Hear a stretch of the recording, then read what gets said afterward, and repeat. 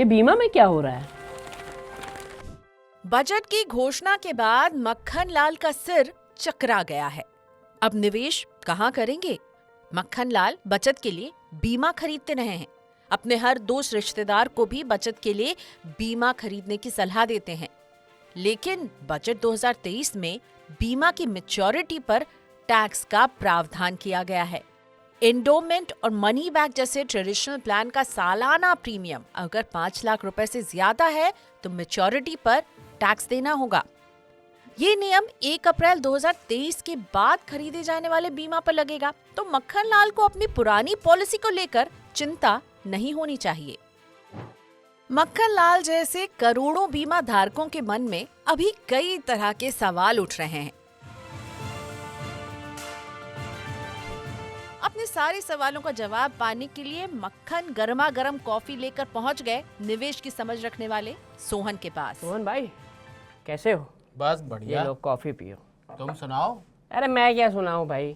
क्यों, क्या हो गया? अरे इस बार का बजट देखा है? हाँ। बजट में सरकार ने टैक्स लगा दिया, अब बीमा में भी टैक्स लग गया। बताओ ये भी कोई तरीका है क्या? अरे तो इसमें परेशान होने की क्या बात है? हर तरह के बीमा पे थोड़ा ना टैक्स लगा है।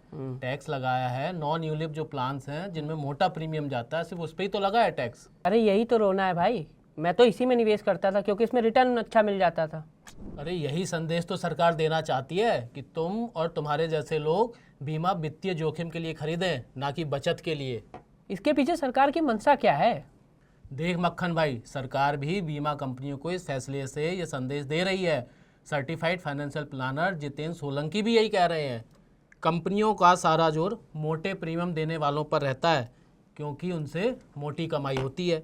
ऐसे में कंपनियां छोटे प्रीमियम देने वाले ग्राहकों पर ध्यान ही नहीं देती हैं। वो कैसे? अरे बीमा कंपनियां जो मोटा प्रीमियम देने वाले लोग हैं ना, उनके लिए ढेरों नए नए प्रोडक्ट लाती हैं और जो छोटे निवेशक हैं उन पे तो कोई गौर ही नहीं करता है। बीमा कंपनियां मोटा प्रीमियम देने वालों के लिए ढेरों प्रोडक्ट लाती है क्योंकि इनसे अच्छी कमाई हो जाती है, जबकि छोटे निवेशकों के लिए नए प्रोडक्ट पर कोई गौर ही नहीं करती। इसीलिए देश में बीमा की पहुंच बहुत धीमी गति से बढ़ रही है। आर्थिक सर्वे 2022-23 के अनुसार साल 2000 में इंश्योरेंस पेनिट्रेशन 2.7% था, जो 2021 में महज 4.2% पर ही पहुंच पाया। इंश्योरेंस पेनिट्रेशन का मतलब है देश की जीडीपी में बीमा प्रीमियम का योगदान। बीमा की पहुंच न बढ़ना ही सरकार की चिंता की बड़ी वजह है। अगर बीमा के दायरे में ज्यादा लोग आएंगे तो बीमा की पहुंच बढ़ेगी और इसलिए बीमा को सस्ता यानी अफोर्डेबल बनाना जरूरी है। सरकार के इस कदम से कंपनियों की टेंशन बढ़ गई है। अब कंपनियों को कम प्रीमियम वाले प्रोडक्ट पर ध्यान देना ही होगा। और रहा सवाल कि कौन खरीदता है महंगा इंश्योरेंस, तो कई इंश्योरेंस ब्रोकर से बातचीत में पता चला कि उनके ऐसे क्लाइंट हैं जिनका एवरेज सालाना प्रीमियम का टिकट साइज 70 लाख रुपए से ज्यादा है। और सरकार का लॉजिक है कि जो लाखों का बीमा खरीद सकते हैं वो उसकी मैच्योरिटी पर टैक्स भी अदा कर सकते हैं। अब मक्खन को बात समझ में आई कि लाखों का प्रीमियम देने वालों के लिए सरकार ये नया नियम लेकर आई है। ये लाखों का प्रीमियम भरने वालों के लिए सरकार ये प्लान ला रही है क्या? सही पकड़े हो मक्खन भाई।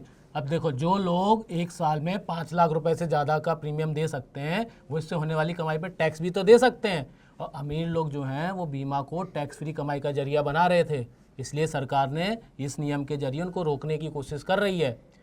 इससे पहले बजट 2021 में सरकार ने यूलिप प्लान में 2.5 लाख रुपए से ज़्यादा के निवेश पर होने वाली कमाई को भी टैक्सेबल बना दिया था।